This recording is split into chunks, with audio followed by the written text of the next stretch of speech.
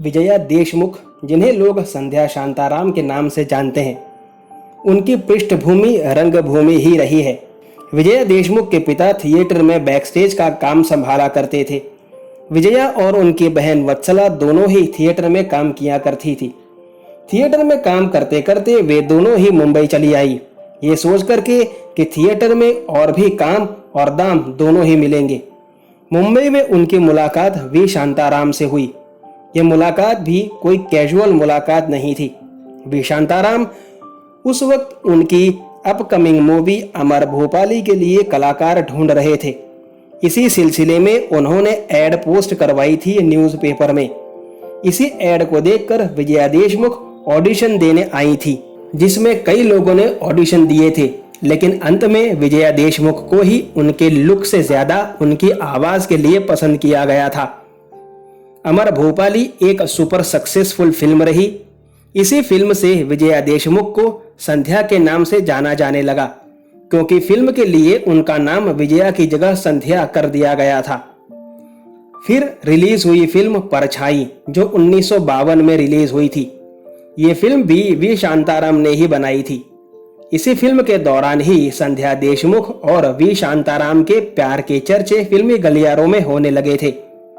और हुआ भी कुछ ऐसा ही, क्योंकि वो गॉसिप नहीं सच्चाई थी। 1956 में वी शांताराम और संध्या देशमुख का विवाह हो गया और वे बन गई संध्या शांताराम। दरअसल ये शादी वी शांताराम की तीसरी शादी थी। उनकी पहली पत्नी का नाम विमल शांताराम, दूसरी का जयश्री शांताराम और तीसरी का संध्या शांताराम। वी शांताराम का अगला प्रोजेक्ट एक लो बजट फिल्म थी, जिसका नाम था झनक झनक पायल बाजे। इस फिल्म के लिए शांताराम जी ने उस वक्त की बेस्ट डांसर मानी जाने वाली और बेहतरीन अदाकारा वैजयंती माला से संपर्क किया, लेकिन किसी कारणवश उन्होंने ये फिल्म करने से इनकार कर दिया। तब वी शांताराम ने फिर से अपनी पत्नी संध्या से ही फिल्म करने को कहा। हालांकि संध्या जी कोई अच्छी डांसर नहीं थी, लेकिन उन्होंने मशहूर कोरियोग्राफर गोपी कृष्णन से कथक सीखा और इसके अलावा वे दिन में 15 घंटे से भी ज्यादा प्रैक्टिस किया करती थी। उनकी मेहनत रंग लाई और झनक झनक पायल बाजे एक सुपरहिट फिल्म रही। फिर नवरंग, जल बिन मछली नृत्य बिन बिजली जैसे डांस पर ही निर्भर और नृत्य से भरपूर फिल्में संध्या जी ने की और वे सभी सुपरहिट फिल्में रहीं। इसके बाद उन्होंने रंगमंच के जाने माने आर्टिस्ट और मंझे कलाकार श्रीराम लागू के संग फिल्म की, जिसका नाम था पिंजरा। संध्या शांताराम को न केवल उनकी फिल्मों के लिए बल्कि अपने पतिव्रत धर्म के लिए भी जाना जाता है, जो आजकल की एक्ट्रेस के बस की बात नहीं। यह बात उस समय की है जब वी शांताराम की आंखें कमजोर हो चली थी और डॉक्टर्स ने उन्हें आराम करने की सलाह दी थी और साथ ही साथ नर्स रखने को कहा था, क्योंकि अब उन्हें कम दिखाई देने लगा था।